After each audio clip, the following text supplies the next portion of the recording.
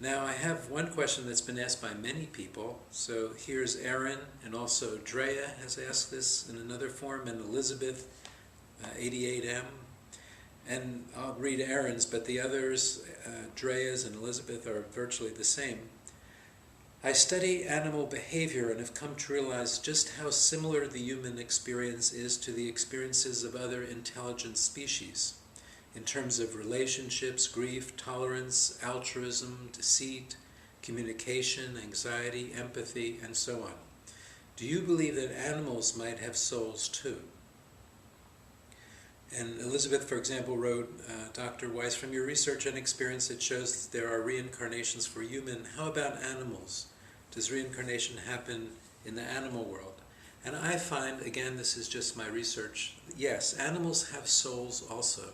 The souls may not be as highly individuated as human souls, I'm not sure, but frequently, and many of my friends are mediums too, of course, and I've, as a psychiatrist, been studying the brain and the mind, and I wanted to know, how do people have mediumistic experiences, knowing or getting messages from the other sides? How do mediums communicate this? So, of course, in studying the mind and studying the brain, I've explored this area as well.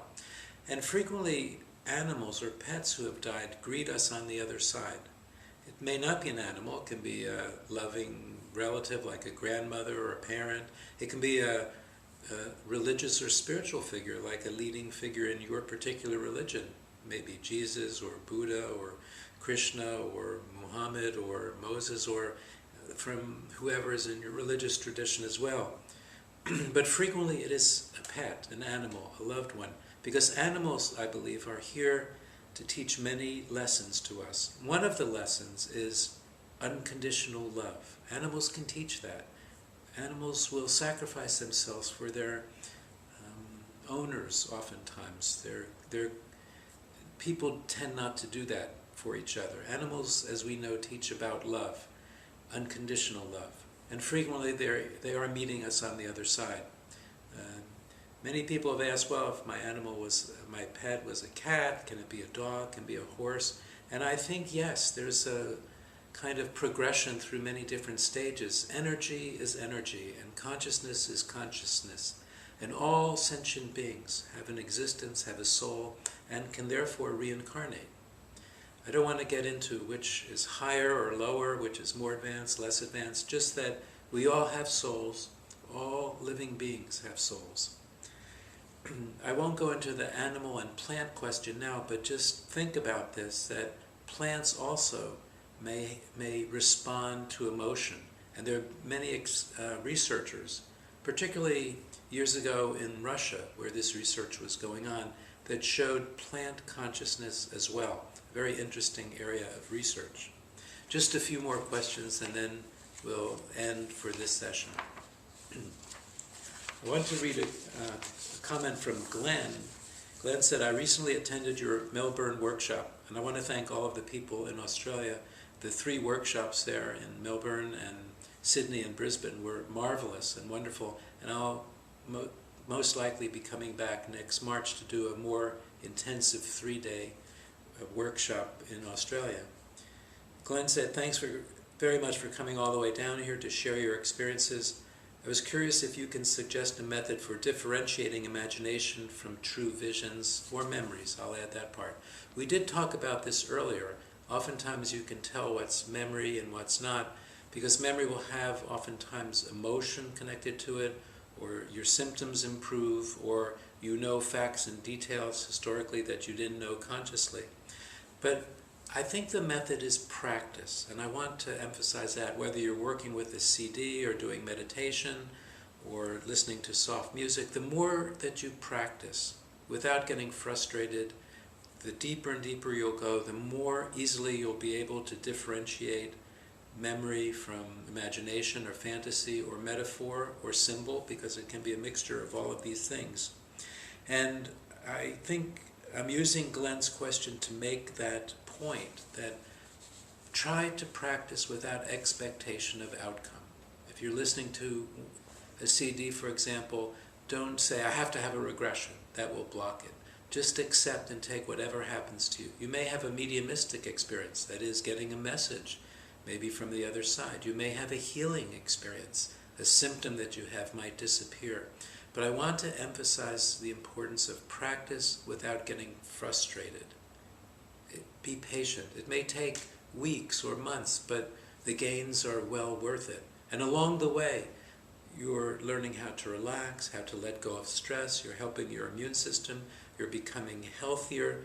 So for all of those reasons, try not to have too much of an attachment to the outcome of any particular session, whether it's listening to a CD or going to a therapist or practicing meditation.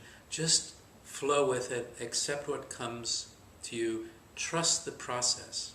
There is a process, wisdom at work. In Eastern cultures, some refer to this as the Tao or the way, or you may call it the process, or you may call it destiny. It doesn't matter. Just trust that process, keep practicing, try not to get frustrated, take your time, and very, very beneficial effects will come to you all along the way. So for Glenn and all the others, I just recommend practice, without frustration, without impatience. The last question today will be from Laugh to Live 1, and I like that name because laughing and living are very good. It's, "Hi Dr. Weiss, I've got a question. How do you get fear? And how can you fight it? Or it's not just about fighting it, but to let it free, to free yourself of it. How do you do that? I mean, conquer fear." Thank you.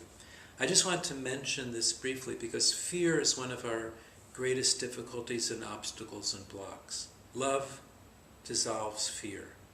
Understanding dissolves fear. This is one of my tasks in going around the world teaching in these workshops or writing books. It's to help people get rid of fear. Fear is the great block to our inner peace and joy and happiness. It blocks us along our spiritual growth and our journey. And so how do you get rid of fear? Well, you understand your real nature. Your real nature, the nature of your mind, is immortal, eternal. And I've said this before, but we'll just remind everyone again of the quote of Teilhard de Chardin, that you are not a human being having a spiritual experience, but a spiritual being having a human experience. The nature of your mind, the real nature, is immortal, eternal, spiritual. You're not your body, you're not your brain. When you see yourself in terms of countless lifetimes of a spiritual being who is immortal, eternal, who never dies because you're never really born. You existed before physical birth, you'll exist after the death of your body. You are the spiritual consciousness, the being, the soul, whatever you want to call it, that goes on after the death of the body. Then you begin to realize you have nothing to fear. You are immortal. You are a spiritual being. And this is the beginning of how to let go of fear. You don't have to fear death. You never die. You don't have to fear loss of loved ones. You're always being reunited, either on the other side or back here again. There is no loss. There is no death. Love never stops. It never ends. It is the one absolute energy and constant. So with that, I'll end this session. I want to thank all of you for sending in your questions. In future tapings and in future interviews, we may use some of these older questions, but keep sending in questions because some of them are new and I don't have them before, but many of them are asking the same thing. And if I see 4 or 5 or 10 people asking the same question, that will, of course, drive me to answer that question. So thank you very much, and we'll end this session for now. See you the next time.